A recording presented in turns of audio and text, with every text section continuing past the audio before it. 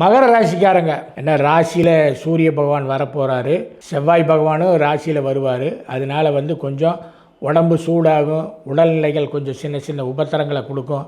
நேரத்துக்கு சாப்பிடணும், அன்டைமில் சாப்பிட்டு வயிற்று கோளாறை உருவாக்கிக்க வேண்டாம் மகர ராசிக்காரங்க. அது மாதிரி கல்யாணம் பார்த்துட்டு இருக்கிறாங்க சார், எங்களுக்கு நடக்குமானா இந்த டிசம்பர் மாதம் கல்யாணத்துக்கு உண்டான பேச்சுவார்த்தைகள் ஒரு சுமூகமான முடிவுக்கு வரக்கூடிய வாய்ப்புகளை உருவாக்கி கொடுக்கும். பதவி உயர்வை பற்றி இப்போ எங்கள் கிட்ட வருஷ கடைசி ஆயிடுச்சுங்க. டிசம்பர் மாதம் மேலதிகாரிகிட்ட ஏதாவது பண்ணலாமா பேசலாமான்னா இது சரியான மாதம். கண்டிப்பாக பேசுங்க, அது ஒர்க் அவுட் ஆகும்.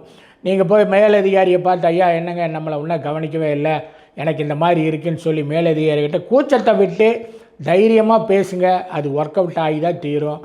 கண்டிப்பாக அதை கவனமாக உங்களை மனசில் வச்சு எந்த நேரத்தில் உங்களுக்கு செய்யணும்னு நினைக்கிறாங்களோ அதை செய்வாங்க. அதனால் கவலைப்பட வேண்டாம்.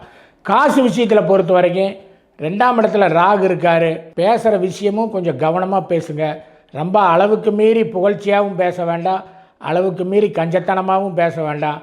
அளந்து பேசுன்னு சொல்கிறாங்கல்ல, அது இந்த காலகட்டத்தில் இந்த டிசம்பர் மாதம் அளந்து பேசுங்க. இடம் பொருள் தெரிஞ்சு பேசுங்க. நினச்சதை நான் இப்போ பாராட்டி பேசுகிறேன் பாரு, அவருக்கு பிடிக்கும் அப்படின்னு நினச்சி பேசுனா வெறுப்பாக்கி விட்டுருவாங்க. மேலதிகாரியை சந்திக்கிறதுக்கெல்லாம் சரியான இடம்னு. அப்போ சந்திக்கிற போது உங்களை பற்றி எந்த தப்பான அபிப்பிராயம் வராத மாதிரி வேலையில் கவனமாக இருந்து கரெக்டாக பண்ணுங்கள். எதாக இருந்தாலும் கொஞ்சம் பணிஞ்சு போகிறதுல உங்களுக்கு எந்த விதமான தாழ்வும் வந்துடாது. சொன்னாங்கன்னா யார் சொன்னாலும் ஓகே பார்த்துக்கலாம் அப்படின்னு பாசிட்டிவாக பதில் சொல்லுங்கள். எந்த காரியத்தில் ஈடுபட்டாலும் நமக்கு என்ன இருக்குன்னு பார்க்கக்கூடியவங்க தான் நீங்கள். ஆனால் அதை கரெக்டாக பாருங்கள். அதே நேரத்தில் மற்றவங்களும் உங்களால் பாதிக்கப்படாத அளவுக்கு உங்களுடைய செயல்பாடுகள் இருக்கணுங்கிறது இந்த மகர ராசிக்காரங்க இந்த டிசம்பர் மாதம் அதை கடைபிடிக்கணும். மறக்காமல் தாயார் தகப்பனாருக்கு ஒரு நல்லது பண்ணணும் அப்படின்னு நினச்சா அவங்கள நல்லா கவனிச்சுக்கோங்க. அவங்களுக்கு ஏதாவது தேவை என்ன இருக்குதோ அதை கேட்டு கரெக்டாக அதுக்கு செய்யக்கூடிய வாய்ப்புகளை கொடுங்க. உடன் பிறந்த தங்கை அக்கா இருக்காங்க, அண்ணன் இருக்குது, தம்பி இருக்குன்னா அவங்களெல்லாம் ஒரு எட்டு போய் பார்த்துட்டு வாங்க. அவங்க கூட அளவலாவுங்க, பேசுங்க. உறவுகளை புதுப்பிக்கிறதுக்கு உண்டான வாய்ப்புகளையும் மகர ராசிக்காரங்க ஏற்படுத்திக்கணும்.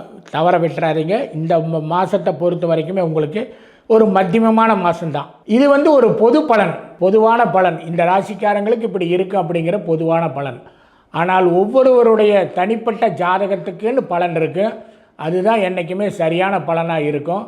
உங்களுடைய ஜாதகத்தில் எப்படி இருக்குது, எனக்கு என்ன மாதிரி இருக்குது, என்னோடய பலாபலன்கள் நல்லா இருக்குதா, எனக்கு யோகம் இருக்குதா அப்படிங்கிறத பற்றி தெரிஞ்சுக்கணும் அப்படின்னு நீங்கள் விரும்பினால் கீழே இருக்கிற நம்பருக்கு ஃபோன் பண்ணுங்கள். ஒரு சிறிய கட்டணம் தான், அதை செலுத்தி உங்களோட பலனை நீங்கள் தெளிவாக கேட்டு தெரிஞ்சுக்கலாம்.